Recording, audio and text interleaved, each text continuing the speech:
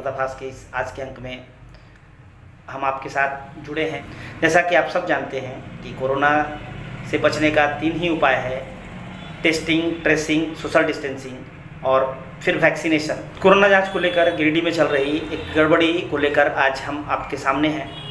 तो पता चले कि कोरोना जांच को लेकर कुछ गड़बड़ी मचाई जा रही है तो आपको बड़ा आश्चर्य होगा, और इसी कड़ी में आपको एक वाकया बताना चाहता हूँ। पिछले 2 दिनों से गिरिडीह के कुछ लोगों के पास उनके मोबाइल पर, उनके ईमेल पर ऐसे मैसेजेस आ रहे हैं जिसमें यह लिखा हुआ है कि उन्होंने कोरोना जांच के लिए सैंपल दिया है और वह सैंपल जांच के लिए भेजी गई और उन सैंपलों की जांच की गई और उनका रिपोर्ट या तो नेगेटिव आया है या फिर हो सकता है कुछ लोगों का रिपोर्ट पॉजिटिव आया हो, क्योंकि जितने लोगों का संपर्क हमसे हो पाया है उन सबों का कहना है कि उनकी जांच रिपोर्ट नेगेटिव है। वहीं दूसरी ओर सबसे बड़ी बात यह है कि जितने लोगों के पास मैसेज आया उनमें से किन्हीं ने भी सैंपल दिया ही नहीं है, ना ही उनको किसी तरह की तकलीफ़ है, ना ही उनमें कोरोना के कोई लक्षण है। अब ऐसे में सवाल यह उठता है कि आखिर ऐसी गड़बड़ी किस स्तर पर हो रही है। ऐसे ही 2 लोग हमारे साथ जुड़े हैं।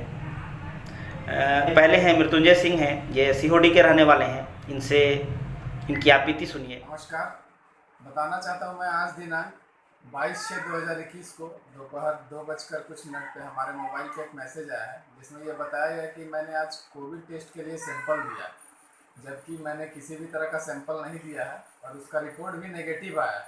लेकिन मैं पूरी तरह स्वस्थ हूँ, मैंने किसी तरह का कोई कोविड टेस्ट का सैंपल नहीं दिया है। और ये हैं हमारे सोमनाथ केसरी, बिरसा चौक के रहने वाले हैं।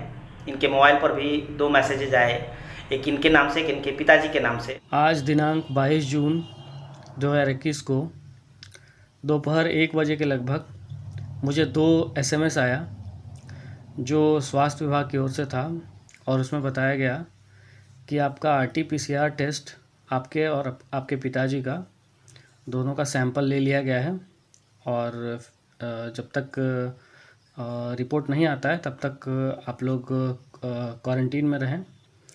और चूँकि हमने सैंपल इसके लिए दिया ही नहीं था, फिर भी यह मैसेज हमें मिला है।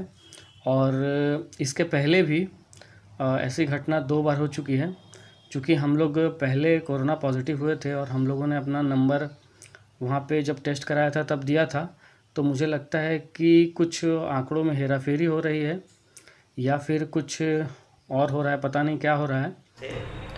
और सबसे आश्चर्यजनक बात है कि जब मोबाइल पर कोई मैसेज आ रहा है गिरिडीह से, उसमें नाम बिल्कुल सही होता है, मोबाइल नंबर बिल्कुल सही होता है। ज़रा सोचिए इन परिस्थिति में आखिर गड़बड़ी किस स्तर पर हो रही है।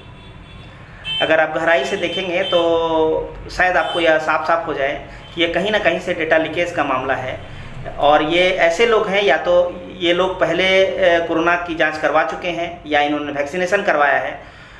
तो ऐसा प्रतीत हो रहा है कि इन लोगों का डेटा बेस कहीं से उठाया गया और किट चोरी जैसी घटना के लिए उनका इस्तेमाल हो रहा है, और किट के यूटिलाइजेशन दिखाने के लिए इनके नामों की एंट्री कर दी जा रही है, इनके फ़ोन नंबर की एंट्री कर दी जा रही है, ताकि सरकारी आंकड़ों में यह पता चल पाए कि इतना जांच हुआ, जबकि वास्तविक में ऐसी जांच कोई नहीं हो रही है और वह किट कहीं और चला गया। बहरहाल ऐसे में हमें यह सोचने पर मजबूर होना पड़ेगा कि आने वाली तीसरी लहर की तैयारी अगर इस रूप से चल रही हो तो स्थिति बहुत भयानक होगी। शायद वह मंजर हमारे आपके बीच एक अच्छी खबर नहीं देगा। तो सतर्क रहिए, सावधान रहिए। अगर आपके मोबाइल पर भी ऐसा कोई मैसेज आता हो जिसमें इस बात की जिक्र हो कि आपने कोरोना जांच करवाया है, तो आप अलर्ट रहिए, संबंधित अधिकारियों से बात करिए या हमें बताइए। धन्यवाद।